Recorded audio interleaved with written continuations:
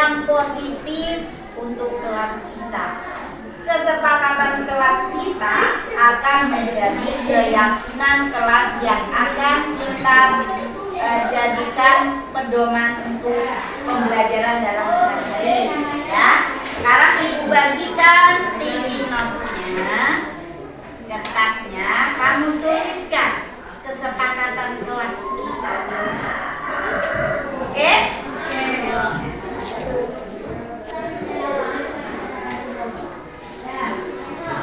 Warna apa? Pink. Warna hijau, Bu. Putih, Bu. Warna hitam.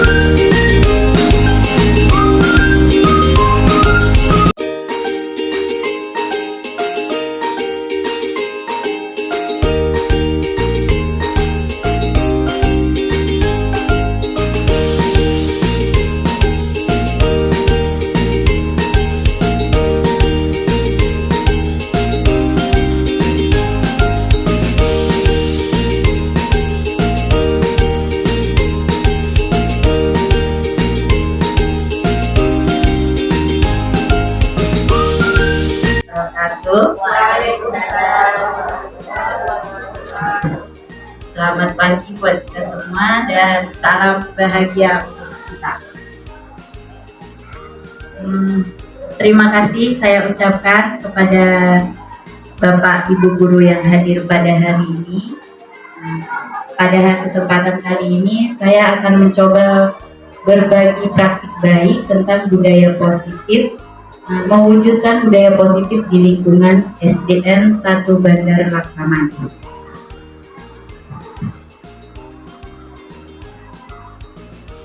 Topik dalam budaya positif yang pertama disiplin positif dan nilai-nilai kebajikan, yang kedua teori motivasi, hukuman, penghargaan dan restitusi, yang ketiga keyakinan kelas, keempat kebutuhan dasar, kelima posisi kontrol restitusi, dan keenam segitiga restitusi. Itulah yang akan kita bahas pada hari ini. Dalam rangka menciptakan lingkungan positif, salah satu strategi yang perlu kita tinjau kembali adalah penerapan disiplin di sekolah. Apakah sudah efektif atau perlu kita tinjau kembali? Karena tujuan dari penerapan disiplin positif adalah menanamkan motivasi pada murid-murid kita, yaitu untuk menjadi orang yang mereka inginkan dan menghargai diri sendiri dengan nilai-nilai yang mereka percaya. Ketika murid-murid kita memiliki motivasi tersebut, mereka telah memiliki motivasi intrinsik yang berdampak jangka panjang. Motivasi yang tidak akan terpengaruh pada adanya hukuman atau hadiah. Mereka akan tetap berperilaku baik dan berlandaskan nilai-nilai yang ada pada kebajikan karena mereka ingin menjadi orang yang menjunjung tinggi nilai-nilai yang mereka hargai atau mencapai suatu tujuan mulia. Sebelum kita lanjutkan, mari kita pahami apa itu makna disiplin. Disiplin berasal dari bahasa Latin disiplina yang artinya belajar. Makna asal dari kata ini berkonotasi dengan disiplin diri dari murid-murid. Kemudian, disiplin diri membuat orang menggali potensinya menuju sebuah tujuan apa yang dihargai. Namun, dalam budaya kita, makna kata disiplin berubah menjadi sesuatu yang harus dilakukan seseorang pada orang lain untuk mendapatkan kepatuhan. Hal ini membuat ketidaknyamanan bukan dengan pencapaian suatu tujuan yang mulia. Jadi dalam penerapan disiplin positif itu ada nilai-nilai kebajikan universal. Salah tulis ya Ibu, kebajikan universal. Jadi nilai-nilai kebajikan adalah sifat-sifat positif manusia yang merupakan tujuan mulia yang ingin dicapai setiap individu. Nilai-nilai ini bersifat universal dan lintas bahasa, suku, bangsa, agama maupun latar belakangnya.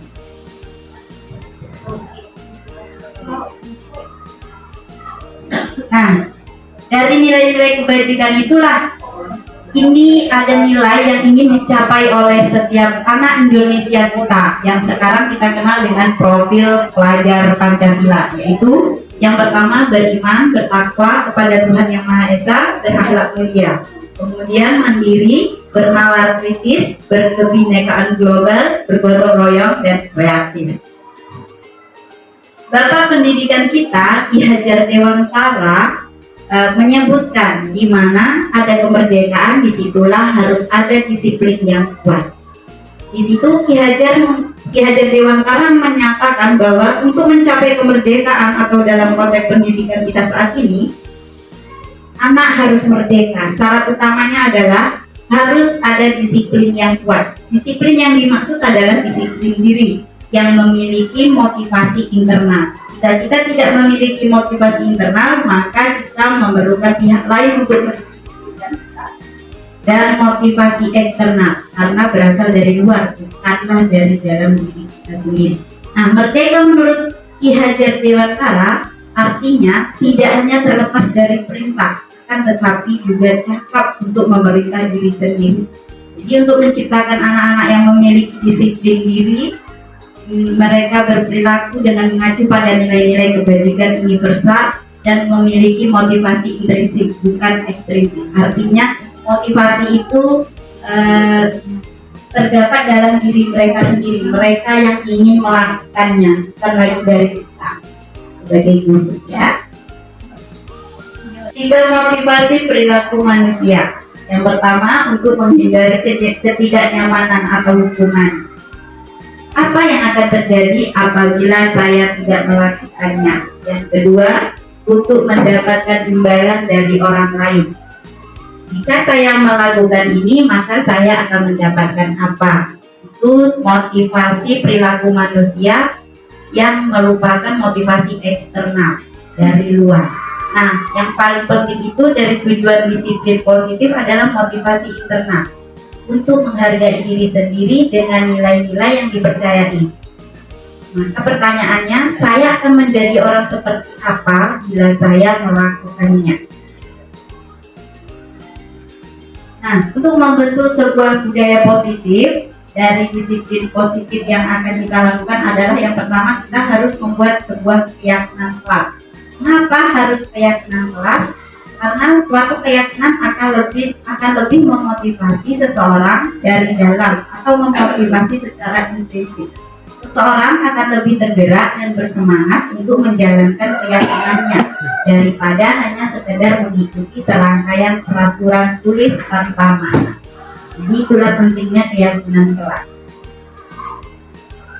Bagaimana cara membentuk keyakinan kelas? Pembentukan keyakinan kelas, yang pertama, keyakinan kelas itu bersifat lebih abstrak daripada peraturan yang lebih rinci dan konkret. Keyakinan kelas berupa pernyataan-pernyataan universal. Pernyataan keyakinan kelas senantiasa dibuat dalam bentuk positif.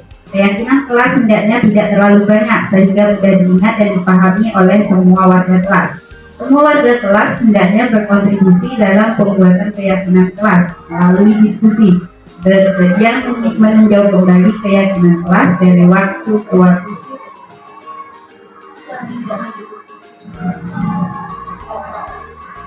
Iya, seperti yang ada pada gambar itu ya Bapak Ibu. Nah, kita tanyakan dulu di kelas, kira-kira nilai kebajikan apa yang bagus di dalam kelas. Misalnya, anak-anak kalau kita mau membuat kesepakatan kelas, apa yang ingin kita buat dulu? Biasanya anak-anak pada menjawab itu kan, datang tepat waktu Bu, katanya. Nanti kita suruh tuliskan dan tempelkan. Jadi tidak usah terlalu banyak. Kemudian gunakan kata-kata yang positif. Artinya jangan pakai kata jangan berlari-lari, tapi kita ganti dengan berjalanlah dengan lebih rapi. Dalam penerapan disiplin, anak-anak pasti akan melakukan kesalahan atau pelanggaran. Pelanggaran yang dilakukan anak-anak itu biasanya karena adanya kebutuhan dasar manusia yang tidak dia penuhi. Ya. Kebutuhan dasar manusia itu ada 5. Yang pertama, kebutuhan bertahan hidup. Contohnya, apabila ada seorang anak murid kita merebut jajan dari teman lain, kemudian ketika kita tanya, kenapa kamu merebut jajan temanmu? Nak, karena saya lapar, Bu. Berarti anak tersebut kebutuhan dasarnya sebagai bertahan hidup tidak terpenuhi. Yang kedua, apabila anak tersebut kita tanya mengapa dia merebut jajan temannya, karena dia ingin diperhatikan. Nah, karena dengan dia mau melakukan perbuatan tersebut, kita akan lebih memperhatikan. Berarti dia merasa kebutuhan dasarnya itu kasih sayang dan rasa diterima belum terpenuhi. Kemudian ketika anak tersebut kita tanya mengapa dia merebut jajan temannya, nah, dia merasa lebih hebat, dia merasa lebih berkuasa, maka kebutuhan dasar yang ingin dia penuhi adalah tentang penguasaan. Kemudian tentang kebebasan, anak tersebut ingin mencoba-coba, banyak bergerak. Kemudian biasanya dia akan menjawab, mengapa kamu merebut jajan anak tadi, Nak? Maka dia akan menjawab, karena orang tuanya selalu memberikan jajan yang itu saja. Jadi dia ingin sesuatu yang lebih berbeda. Yang terakhir tentang kesenangan. Ini yang sering terjadi di sekolah kita. Anak-anak bermain itu hanya untuk bercanda, katanya istilahnya iseng. Nah, jadi dia mencari kebutuhan dasarnya untuk bersenang-senang saja. Untuk melakukan atau menerapkan disiplin positif yang ada di sekolah kita nantinya, kita harus memahami dulu 5 posisi kontrol kita sebagai guru. Nah, yang pertama, posisi kontrol yang pertama itu tentang penghukum. Biasanya kita menggunakan hukuman fisik ataupun verbal. Biasanya kata-kata yang sering keluar dari posisi kontrol ini adalah patuhi aturan saya, kamu selalu saja salah, pasti selalu yang terakhir selesai. Itu adalah kata-kata yang sering keluar dari posisi kontrol penghukum. Kemudian posisi kontrol selanjutnya adalah membuat merasa bersalah. Di sini biasanya guru akan bersuara lebih lembut. Membuat rasa bersalah akan menggunakan keheningan yang membuat orang lain tidak merasanya bersalah dan rendah diri. Kata-kata yang keluar biasanya, ibu sangat kecewa dengan kamu. Berapa kali bapak harus memberitahu kamu ya? Gimana coba kalau orang tua kamu tahu kamu berbuat begini? Di posisi ini murid akan memiliki penilaian diri yang buruk tentang mereka. Murid merasa tidak berharga dan telah mengecewakan orang-orang yang ada yang disayanginya. Posisi kontrol yang ketiga, teman. Guru pada posisi ini tidak akan menyakiti murid, namun akan tetap berupaya mengontrol mereka melalui persuasif atau ajakan. Mereka akan berkata, ayolah nak, bantulah ibu. Ayo ingat bantuan ibu selama ini. Ya sudah seringkali tidak apa-apa, nanti ibu bereskan. Nah, posisi yang keempat, posisi kontrol pemantau. Memantau berarti mengawasi. Pada saat kita mengawasi, kita bertanggung jawab atas perilaku orang-orang yang kita awasi. Posisi pemantau berdasarkan peraturan dan konsekuensi. Dengan menggunakan sanksi, konsekuensi, kita dapat memisahkan hubungan pribadi kita dengan murid. Sebagai seseorang yang menjalankan posisi pemantau, Pertanyaan yang sering diajukan adalah, coba peraturannya apa? Apa yang telah kamu lakukan? Sanksinya apa? Konsekuensinya apa? Seorang pemantau sangat mengandalkan perhitungan, catatan, data yang dapat digunakan sebagai bukti atas perilaku seseorang. Posisi ini akan menggunakan stiker, slip catatan, daftar cek. Posisi pemantau sendiri berawal dari stimulus respon yang menunjukkan tanggung jawab guru dalam mengontrol murid. Nah, posisi kontrol pemantau ini sudah termasuk posisi kontrol yang bagus karena guru memiliki data atau catatan. Yang terakhir, yang paling bagus posisi kontrol guru adalah sebagai manajer. Pada posisi kontrol manajer, yang dimaksudkan di sini adalah posisi di mana guru berbuat sesuatu bersama murid, mempersilahkan murid mempertanggungjawabkan perilakunya, mendukung murid agar dapat menemukan solusi atau permasalahannya sendiri. Jadi, apakah kamu meyakini keyakinan yang telah kita sepakati? Jika kamu meyakininya, apakah kamu bersedia memperbaiki? Apa rencana kamu untuk memperbaiki itu? Posisi inilah yang sedang kita terapkan dalam membangun sikap positif di lingkungan sekolah kita.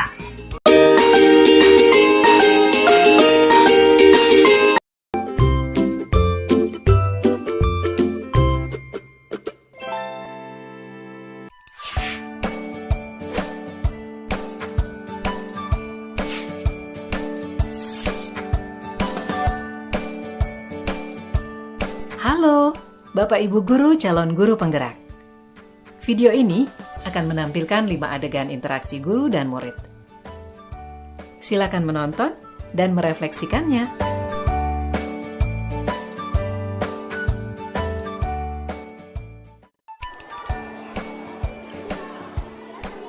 Pagi anak-anak, silahkan PR yang kemarin Ibu berikan diletakkan di meja. Anton, kamu sudah mengerjakan belum? Belum mengerjakan saya, Bu. Kamu selalu ya nggak ngerjain PR. Sekarang kamu duduk di depan, lalu tulis. Saya berjanji tidak akan mengulangi lagi. Saya berjanji akan berusaha menjadi murid yang rajin belajar. Sampai pelajaran saya selesai.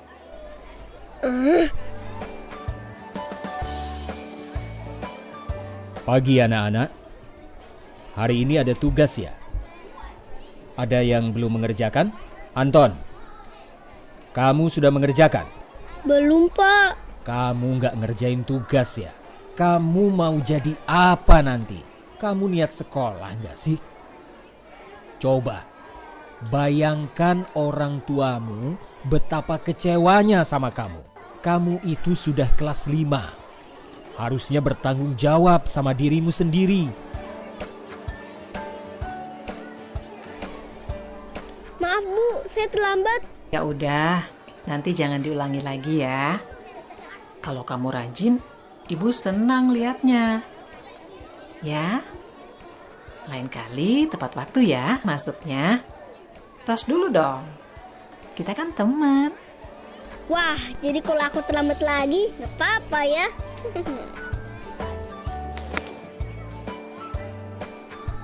Kamu kok nggak pakai baju olahraga? Bapak catat, kamu sudah 3 kali loh nggak ikut olahraga bulan ini. Iya, Pak. Sudah 3 kali berarti saya dapat sanksi, Pak.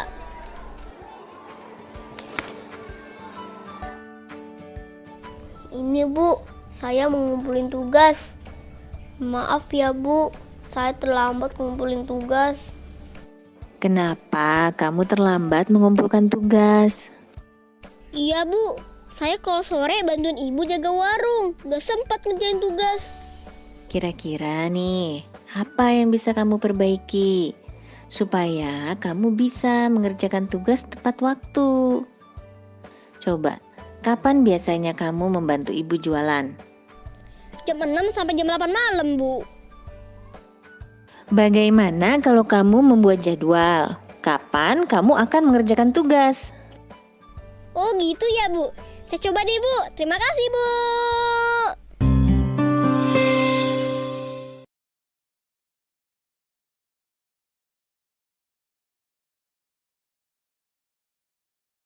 Untuk melakukan posisi kontrol manager ini, dalam penerapan disiplin positif, kita bisa menggunakan segitiga restitusi. Restitusi adalah proses menciptakan kondisi bagi murid untuk memperbaiki kesalahan mereka sehingga mereka bisa kembali pada kelompok mereka dengan karakter yang lebih kuat. Ada 9 ciri restitusi. Yang pertama, bukan untuk menebus kesalahan. Yang kedua, memperbaiki hubungan, tawaran, bukan paksaan. Restitusi menuntun untuk melihat ke dalam diri. Restitusi mencari kebutuhan dasar yang mendasari tindakan. Restitusi diri adalah cara yang paling baik. Restitusi fokus pada karakter, bukan tindakan. Restitusi fokus pada solusi. Restitusi mengembalikan murid yang berbuat salah pada kelompoknya. 3 sisi restitusi. Yang pertama, menstabilkan identitas. Yang kedua, validasi tindakan. Yang ketiga, menanyakan keyakinan. Yang pertama, menstabilkan identitas. Bertujuan untuk mengubah identitas anak dari orang yang gagal karena melakukan kesalahan menjadi orang yang sukses. Anak yang melanggar peraturan karena sedang mencari perhatian adalah anak yang sedang mengalami kegagalan. Dia mencoba untuk memenuhi kebutuhan dasarnya, namun ada benturan. Biasanya kata-kata yang kita ucapkan ketika kita menggali untuk menstabilkan identitas ini adalah Bapak Ibu tidak tertarik mencari siapa yang salah, tapi Bapak atau Ibu ingin mencari solusi apa dari permasalahan kamu ini. Biasanya seperti itu. Yang kedua, validasi tindakan yang salah. Setelah kita menstabilkan identitas anak yang berbuat salah tadi, maka kita memvalidasi. Kita bisa bertanya dengan menggunakan pertanyaan. Kamu pasti punya alasan kenapa kamu melakukan itu.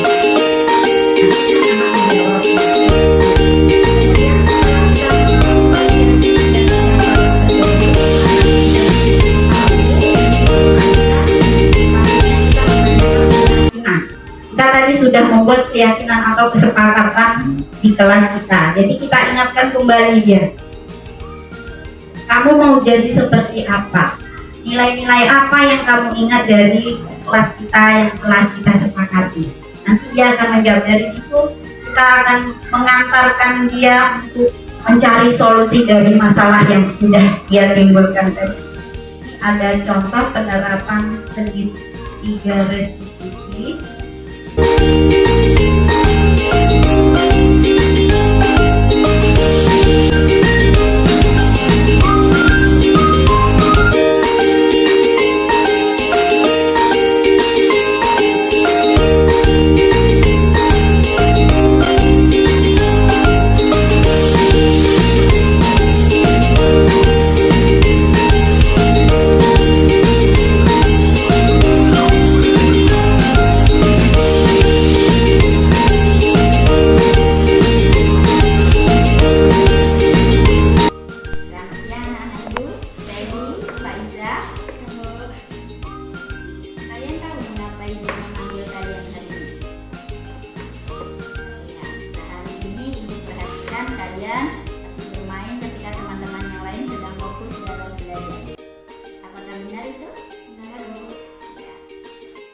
Ibu tidak tertarik mencari siapa yang salah, tapi ibu ingin mencari solusi dari permasalahan ini. Nah, bermain saat belajar, apakah itu perbuatan yang baik, Feby? Reza? Nah, kamu pasti punya alasan untuk melakukan itu. Apa alasan kamu bermain tadi? Masihkah kalian ingat tentang keyakinan kelas kita?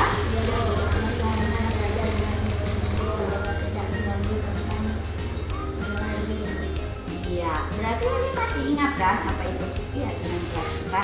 Nah, sekarang coba kamu pikirkan, di masa depan nanti kamu ingin menjadi orang yang seperti apa? Yang sukses, Bu, seperti ibu. Iya. Kalau Ferry mau jadi apa nanti kalau sudah besar? Mau jadi guru. Berarti kalau kita punya cita-cita, apa yang harus kita lakukan nanti?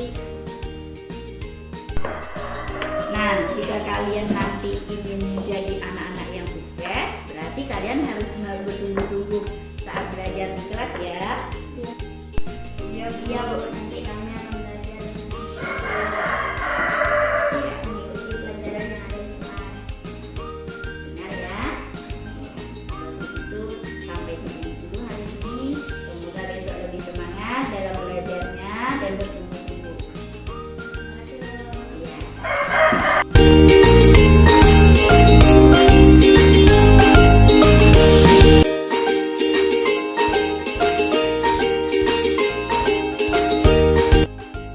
Baiklah, hari ini kalian seperti janji ibu kemarin, kalian akan mengerjakan penilaian harian.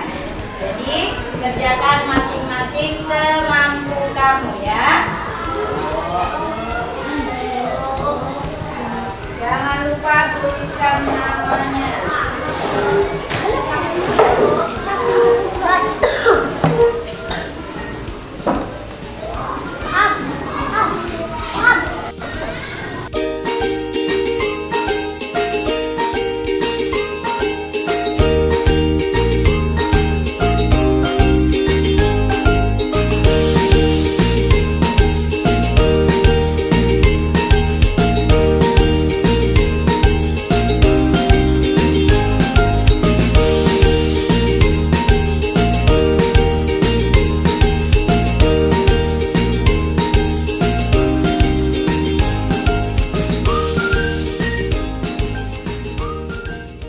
Assalamualaikum warahmatullahi wabarakatuh. Rehan. Waalaikumsalam Bu.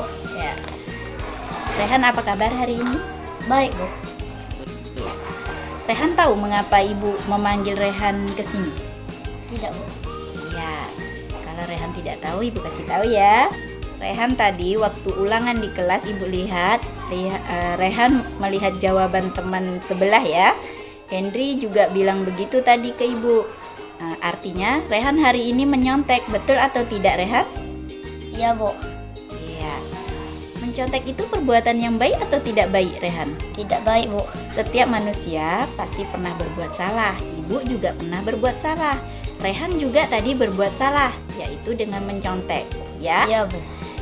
Ibu bukan ingin mencari siapa yang salah, tapi ibu ingin mencari solusi terhadap masalah hari ini, supaya Rehan tidak mencontek lagi. Rehan pasti punya alasan. Mengapa Rehan mencontek pas ulangan tadi? Apa sih alasannya, Nak? Tadi malam Rehan tidak belajar Bu. Oh, Rehan tidak sempat belajar. Mengapa Rehan tidak belajar malam tadi, Nak? Malam tadi Rehan asik main game Bu. Pantesan lah ya. Jadi karena Rehan tidak belajar, Rehan tidurnya kemalaman, jadi Rehan tidak bisa menjawab soal lagi. Itulah yang membuat Rehan mencontek tadi ya. Rehan masih ingat keyakinan kelas yang kita buat waktu itu? Masih Bu. Coba, apa keyakinan kelas yang Rehan masih ingat? Jika belajar harus jujur Bu.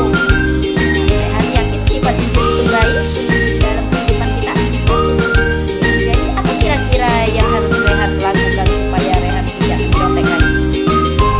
Rehan harus belajar Bu, mengerjakan semampunya dan berdoa Berdoa kepada siapa? pada Allah. Iya, benar. Berarti Rehan sudah tahu ya apa yang harus dilakukan? Ya Bu.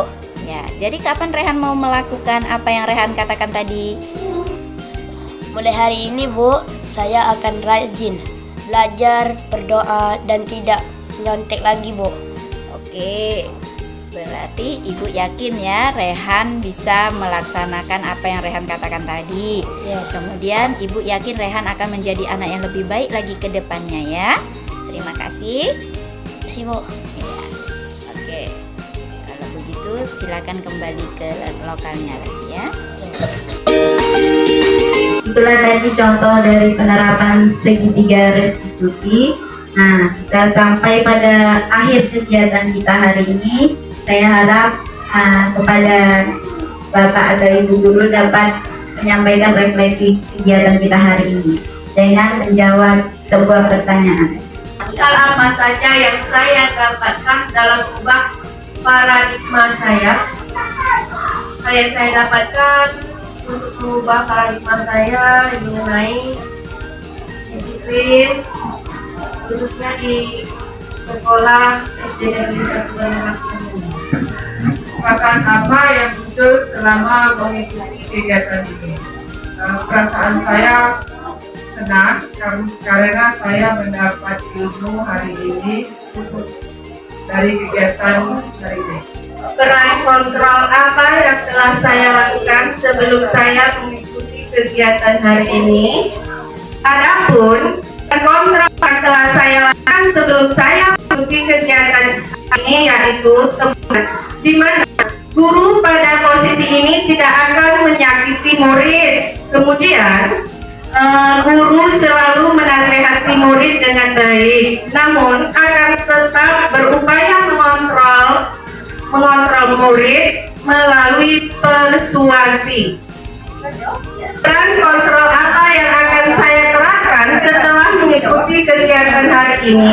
Adapun peran kontrol yang akan saya terapkan setelah mengikuti kegiatan hari ini yaitu peran kontrol manajer, di mana peran kontrol manajer ini dalam penerapan disiplin sifatnya positif.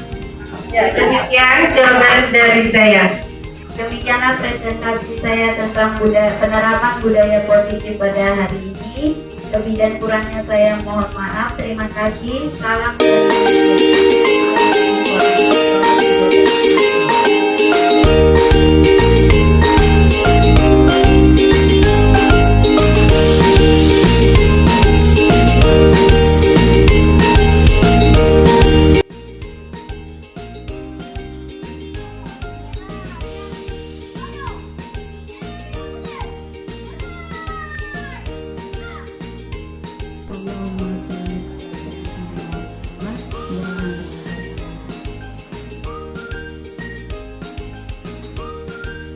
Selanjutnya kami ucapkan terima kasih kepada Bapak Kepala Sekolah dan teman-teman, majelis guru serta staf pendidikan, karena pada hari ini saya diberi kesempatan untuk menjadi pembina upacara dan menyampaikan sedikit amanat untuk kita semua pada pagi hari ini. Apa kabar? Nak? Sehat? Alhamdulillah. Masih bersemangat untuk pergi ke sekolah? Untuk amanat seperti biasanya, yang pertama, Ibu akan menanggapi pelaksanaan upacara pada hari ini.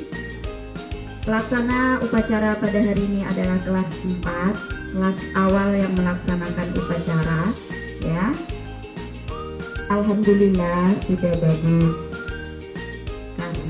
Kelas 4 adalah kelas perdana. Untuk pelaksananya kita kasih aplaus dulu sebagai penyemangat. Salah itu biasa nak, yang penting kita berani mencoba, ya. Menjaga lingkungan sekolah kita, khususnya kebersihan. Jadi tolong nanti setelah belajar ingatkan ke diri sendiri, jangan orang lain. Buanglah sampah pada tempatnya. Tempatnya itu di mana? Tong sampah. Secara teori kita semuanya pintar, nak. Kalau ibu suruh kamu jawab soal, buanglah sampah di mana? Di tong sampah. Tapi prakteknya tidak seperti itu. Masih pada hari ini ibu lihat kita suka membuang sampah sembarangan. Kebersihan sekolah itu bukan kewajiban kamu saja, bukan kewajiban Pak Juli Hendra saja, tapi kita semua termasuk ibu. Jadi ibu pun kalau ada sampah, ibu usahakan mengambilnya. Tapi kamu kalau disuruh juga harus mau. Yang ketiga, ibu melihat kita semakin kurang, ya nak.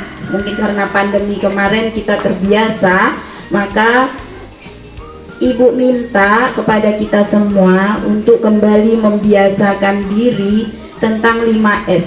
Apa itu 5S? Senyum, salam, sapa, sopan, dan santun. Karena apa? Ini bagus untuk karakter kita nantinya. Senyum itu apa?